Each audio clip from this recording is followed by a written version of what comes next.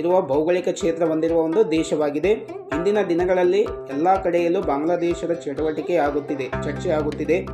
ಇದಕ್ಕೆ ಕಾರಣ ಪ್ರಚಲಿತ ದಿನಗಳಲ್ಲಾದ ರಾಜಕೀಯ ಬದಲಾವಣೆಯಿಂದ. ಆದರೆ ಬಹಳಷ್ಟು ಕಡಿಮೆ ಜನ ಗೊತ್ತಿದೆ ಅದರ ಭೌಗೋಳಿಕ ಪ್ರದೇಶದ ಬಗ್ಗೆ. ಈ ಭೌಗೋಳಿಕ ಪ್ರದೇಶವು ಬಾಂಗ್ಲಾದೇಶವನ್ನು ಶ್ರೇಷ್ಠವನ್ನಾಗಿ ಮಾಡಿದೆ, ಜೊತೆಗೆ ಸಮಸ್ಯೆಯನ್ನು ಕೂಡ ಮಾಡಿದೆ.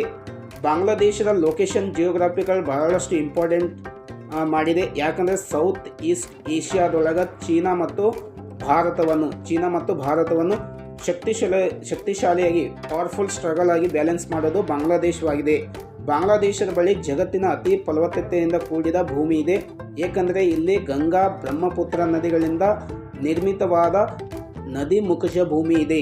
ಈ ನದಿ ಮುಖಜ ಭೂಮಿಗಳು ಬಂಗಾಳ ಕೊಲ್ಲಿಯನ್ನು ಅಥವಾ ಬೇ ಆಫ್ ಬೆಂಗಾಲವನ್ನು ಸೇರುತ್ತದೆ. ಬಾಂಗ್ಲಾದೇಶದ ಬಳಿ ಜಗತ್ತಿನ ಅತಿ ಉದ್ದವಾದ ಬೀಚ್ ಹೊಂದಿದೆ.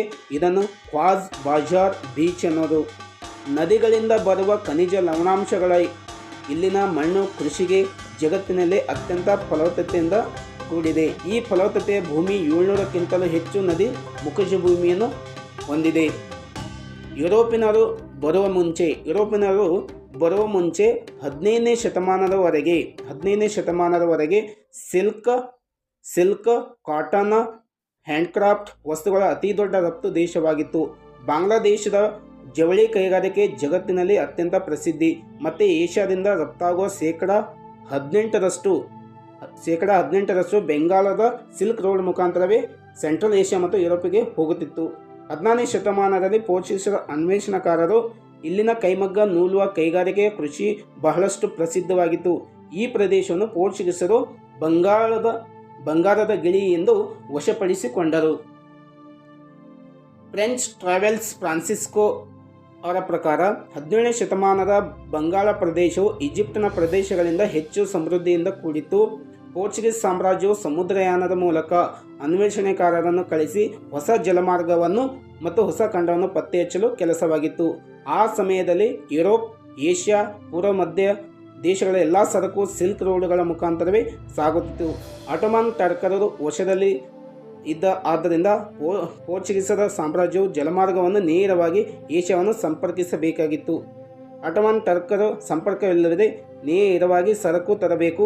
ಏಷ್ಯಾದಿಂದ ಸುಲಭವಾಗಿ ಸರಕು ತಂದು ಯುರೋಪ್ನಲ್ಲಿ ಮಾರಾಟ ಮಾಡಬೇಕು. ಸತತ ಪ್ರಯತ್ನದಿಂದ ಜುಲೈ 1947 ಪೋರ್ಚುಗೀಸರ ಸಂಶೋಧಕ ವಾಸ್ಕೋ ಡಿ ಗಾಮ 170 ಜನರೊಂದಿಗೆ 14 ಹಡಗುಗಳ ಮೂಲಕ ಭಾರತಕ್ಕೆ ಬಂದನು. 10 ತಿಂಗಳ ಕಾಲ ಸಂಚಾರ ಮಾಡಿ ಮೇ 14, 1998 ಭಾರತಕ್ಕೆ ಬಂದು ತಲುಪಿದ.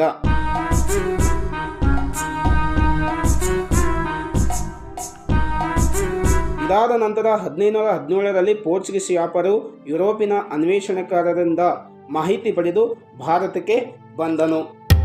ಬಂಗಾಳದ ಆರ್ಥಿಕ ಪರಿಸ್ಥಿತಿಯನ್ನು ಕಂಡು ಬಹಳ ಸಂತೋಷನಾದ. ಆಗ ಗೋವಾದಲ್ಲಿದ್ದ ಪೋರ್ಚುಗೀಸರ ಅಧಿಕಾರಿಯನ್ನು ಸಂಪರ್ಕಿಸಿ ಈ ಬಗ್ಗೆ ಮಾಹಿತಿ ಪಡೆದನು.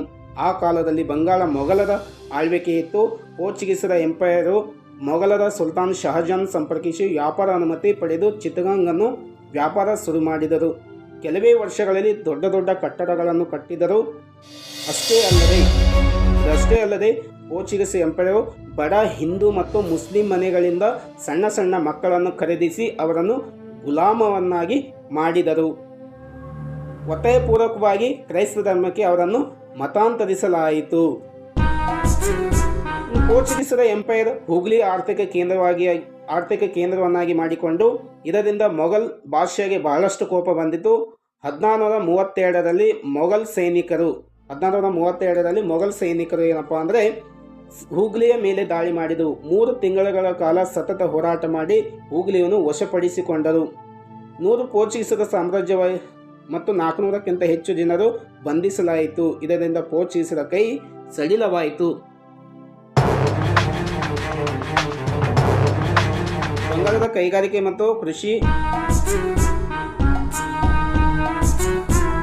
ಕೈಗಾರಿಕೆ ಮತ್ತು ಕೃಷಿ ಎಲ್ಲವೂ ಕೂಡ ಬ್ರಿಟಿಷರ ಹತೋಟಿಯಲ್ಲಿತ್ತು. ಬಂಗಾಳವು 1757ರಿಂದ 1947 ಬ್ರಿಟಿಷರ ಹಿಡಿತದಲ್ಲಿತ್ತು.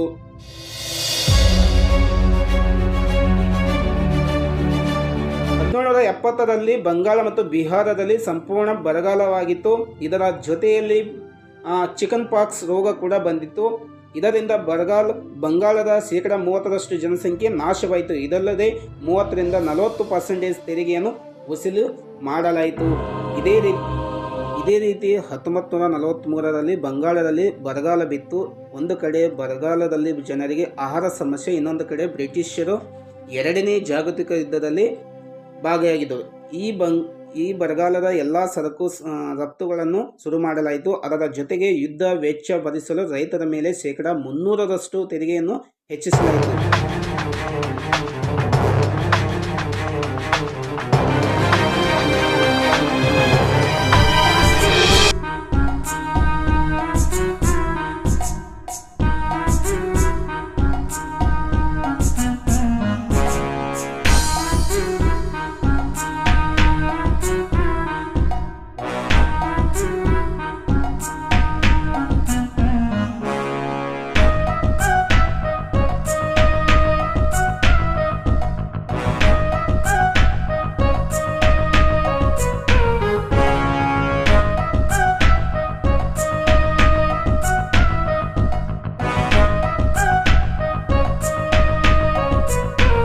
ನೀವು ಈಗ ಯುರೋಪಿನ ಬುಕ್ ಓದಿದರೆ ಅಲ್ಲಿ ನಿಮಗೆ ಸಿಗುವುದು ಈ ಸಾವಿಗೆ ಕಾರಣ ಎಂಡೇಂಜರ್ಡ್ ಫುಡ್ ಸಪ್ಲೈ. ಆದರೆ ಈ ಫುಡ್ ಸಪ್ಲೈ ಕೊರತೆ ಯಾರು ಮಾಡಿದರು? ಇದರ ಬಗ್ಗೆ ಯಾವುದೇ ಮಾಹಿತಿ ಇಲ್ಲ.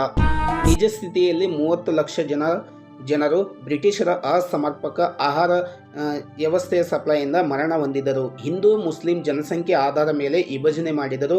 ಹಿಂದೂ ಬಹುಸಂಖ್ಯಾತರ ನಿರ್ಮಾಣವಾಯಿತು ಭಾರತ ಪ್ರದೇಶ ಮತ್ತು ಮುಸ್ಲಿಂ ಬಹುಸಂಖ್ಯಾತರ ಇರುವ ಪ್ರದೇಶವು ಪಾಕಿಸ್ತಾನದ ಭಾಗವಾಯಿತು. ಇದಕ್ಕೆ ಈಸ್ಟ್ ಬೆಂಗಾಲ್ ಎಂದು ಕರೆಯುತ್ತಾರೆ. ಆದರೆ ಇದೇ ಈಸ್ಟ್ ಪಾಕಿಸ್ತಾನ್ ಮುಂದೆ ಹೋಗಿ 1971ರಲ್ಲಿ ಪಾಕಿಸ್ತಾನದಿಂದ ಬೇರ್ಪಟ್ಟು ಬಾಂಗ್ಲಾದೇಶವಾಯಿತು. ದೇಶ ವಿಭಜನೆಯ ನಂತರ ಹೊಸ ದೇಶವಾಯಿತು ಬಾಂಗ್ಲಾದೇಶ. ಬಾಂಗ್ಲಾದೇಶವು ದಕ್ಷಿಣ ಏಷ್ಯಾ, ಆಗ್ನೇಯ ಏಷ್ಯಾ ಮಧ್ಯೆ ಒಂದು ನೈಸರ್ಗಿಕ ಸಂಪರ್ಕವಾಗಿದೆ. ಯಾವುದೇ ರೀಜನಲ್ ಕೋಆರ್ಡಿನೇಷನ್ ಇರಲಿ, ಅದು ಏಷ್ಯನ್ ಆಗಲಿ ಸಾರ್ಕ್ ದೇಶವಾಗಲಿ ಅದನ್ನು ಬಿಟ್ಟು ಹೊಂದಿಲ್ಲ. ಇಂಡಿಯಾ ಅಥವಾ ಚೀನಾ ಎರಡೂ ದೇಶಗಳಿಗೆ ಬಾಂಗ್ಲಾದೇಶ್ ಇಂಪಾರ್ಟೆಂಟ್ ಇದೆ. ಇದಕ್ಕೆ ಕಾರಣ ಭಾರತೀಯ ಭೌಗೋಳಿಕ ವೀಕ್ನೆಸ್ ಚಿಲಿಗುರಿ ಕಾರಿಡಾರ್.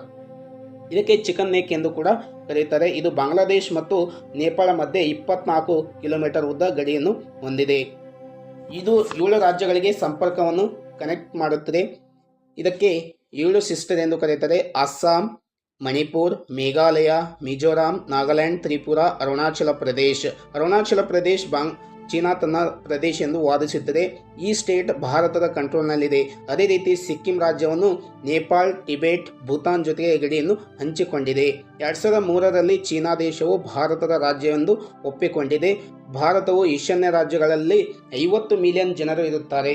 ಆದರೆ ಚೀನಾವು ದಾಳಿಯ ಮೂಲಕ ಚಿಕನ್ ಲೇಕ್ ಕಬ್ಜಾ ಮಾಡಿದರೆ ಇದರಿಂದ ಭಾರತ ಜೊತೆಗೆ ಈಶಾನ್ಯ ರಾಜ್ಯದ ಸಂಪರ್ಕವನ್ನು ಕಡಿತಗೊಳಿಸಬಹುದೆಂದು ಇದರ ಚೀನಾದ ಒಂದು ವಾದ.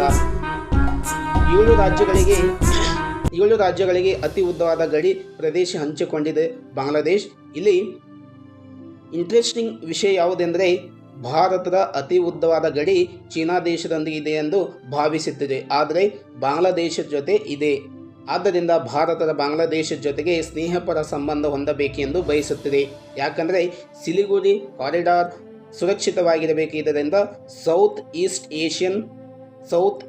ಏಷ್ಯನ್ ನಾರ್ತ್ ಸ್ಟೇಟ್ ಜೊತೆಗೆ ಸೂಕ್ಷ್ಮ ಸಂಬಂಧ ಇರಬೇಕಾಗುತ್ತದೆ.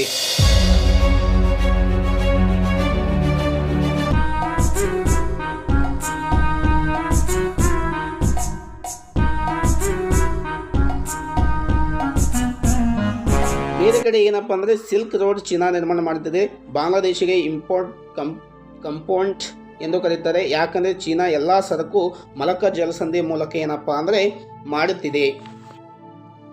ಬಂಗಾಳ ಕೊಲ್ಲಿಗೆ ನೇರವಾಗಿ ಬರಲು ಚೀನಾಗೆ ಸುಲಭವಾಗುತ್ತದೆ, ಬೇಗ ಬರಬಹುದು. ಚೀನಾ ಬಾಂಗ್ಲಾದೇಶದ ಸರಕುಗಳ ಮೇಲೆ ಯಾವುದೇ ಸುಂಕವನ್ನು ವಿಧಿಸುತ್ತಿಲ್ಲ. ಮತ್ತೆ ಚೀನಾ ತೀಸ್ತಾ ನದಿಯನ್ನು ಅಭಿವೃದ್ಧಿಪಡಿಸಲು 1 ಮಿಲಿಯನ್ ಆಫರ್ ಬಾಂಗ್ಲಾದೇಶಕ್ಕೆ ನೀಡಿತು. ಇದರ ಹಿಂದಿನ ಕಾರಣ ಬಾಂಗ್ಲಾದೇಶವನ್ನು ತನ್ನ ಕಡೆ ಸೆಳೆಯಲು ಚೀನಾ ಕಾಕ್ ಬಜಾರ್ ಬೀಚ್ ನಲ್ಲಿ ಒಂದು ಬಂದರನ್ನು ಅಭಿವೃದ್ಧಿಪಡಿಸುತ್ತಿದೆ. ಇದನ್ನು 2023ರಲ್ಲಿ ಉದ್ಘಾಟಿಸಲಾಯಿತು. ಇದು ಸಾಮಾನ್ಯ ಬಂದರಲ್ಲ, ಇದು ಒಂದು ನೌಕಾನೆಲೆ. ಇದರಿಂದ ಚೀನಾದ ಸಬ್ಮರೀನ್ ವಾಯುನೆಲೆಯನ್ನು ಕೂಡ ಇಲ್ಲಿ ಅಭಿವೃದ್ಧಿಪಡಿಸಬಹುದಾಗಿದೆ. ಆದರೆ ಸ್ನೇಹಿತರೆ, ಇಲ್ಲೊಂದು ಇಂಟ್ರೆಸ್ಟಿಂಗ್ ವಿಷಯ ಏನೆಂದರೆ, ಕಾಕ್ ಬಜಾರ್ ಬೀಚಿಂದ ಕೇವಲ 9 ಕಿಲೋಮೀಟರ್ ದೂರದಲ್ಲಿರುವ ಬಂಗಾಳ ಕೊಲ್ಲಿಯ ಈಶಾನ್ಯ ದಿಕ್ಕಿಗೆ ಒಂದು ಸಣ್ಣ ದ್ವೀಪವಿದೆ. ಇದು ಕೇವಲ 3 ಕಿಲೋಮೀಟರ್ ಉದ್ದ ವಿಸ್ತೀರ್ಣವನ್ನು ಹೊಂದಿದೆ. ಇದನ್ನು ಸೆಂಟ್ ಮಾರ್ಟಿನ್ ದ್ವೀಪ ಎಂದು ಕೂಡ ಕರೆಯುತ್ತಾರೆ. ಇದು ಬಾಂಗ್ಲಾದೇಶ್ ಕಂಟ್ರೋಲ್ನಲ್ಲಿದೆ, ಆದರೆ 2012ಕ್ಕಿಂತ ಪೂರ್ವದಲ್ಲಿ ಮಯನ್ಮಾರ್ ದೇಶ ತನ್ನದೆಂದು ವಾದಿಸಿತ್ತು. ಬಾಂಗ್ಲಾದೇಶದ ಮಾಜಿ ಪ್ರಧಾನಿ ಶೇಖ್ ಹಸೀನಾ ಹೇಳಿಕೆ ಪ್ರಕಾರ, ನನ್ನ ಸರ್ಕಾರ ಬೀಳಿಸುವುದು ಅಮೆರಿಕ ಕಾರಣವೆಂದು ಹೇಳಿತು, ಏಕೆಂದರೆ ಅವರು ಅಮೆರಿಕಗೆ ಸೆಂಟ್ ಮಾರ್ಟಿನ್ ಐಸ್ಲ್ಯಾಂಡ್ ಮೇಲೆ ನೆಲೆ ಸ್ಥಾಪಿಸಲು ಅವಕಾಶ ನೀಡಲಿಲ್ಲ. ಬಹಳಷ್ಟು ವರ್ಷಗಳಿಂದ ನ್ಯೂಸಲ್ಲೇ ಇತ್ತು ಅಮೆರಿಕ ಇಲ್ಲಿ ಒಂದು ನೆಲೆಯನ್ನು ಸ್ಥಾಪಿಸಬೇಕೆಂದು. ಯಾಕಂದರೆ ಚೀನಾ ಸರಕು ಬಾಂಗ್ಲಾದೇಶಕ್ಕೆ ಮಲಕ್ಕಾ ಜಲಸಂಧಿ ಹೊರತುಪಡಿಸಿ ತಲುಪಿಸುತ್ತೆ. ಆಗ ಅಮೆರಿಕ ಈ ಸ್ಥಳದಿಂದ ಚೀನಾದ ಚಟುವಟಿಕೆಯನ್ನು ನಿಯಂತ್ರಣದಲ್ಲಿ ಇಡಬಹುದೆಂದು. ಈಗ ಚೀನಾ ಬಂಗಾಳ ಕೊಲ್ಲಿಯಲ್ಲಿ ತನ್ನ ನೌಕಾಬಂದರನ್ನು ಅಭಿವೃದ್ಧಿಪಡಿಸಿಕೊಂಡಿದೆ. ಆದ್ದರಿಂದ ಅಮೆರಿಕಗೆ ಈ ದ್ವೀಪ ಬಹಳಷ್ಟು ಅವಶ್ಯಕತೆಯಾಗಿದೆ. ಆದರೆ ಈಗಿನ ಬಾಂಗ್ಲಾದೇಶನ ನೂತನ ಪ್ರಧಾನಿಯಾದ ಮೊಹಮ್ಮದ್ ಯೂನಿಸ್ ಸರ್ಕಾರ ಯಾವ ಕಡೆ ವಾಲುತ್ತಾರೆ ಎಂದು ಕಾದು ನೋಡಬೇಕಾಗಿದೆ.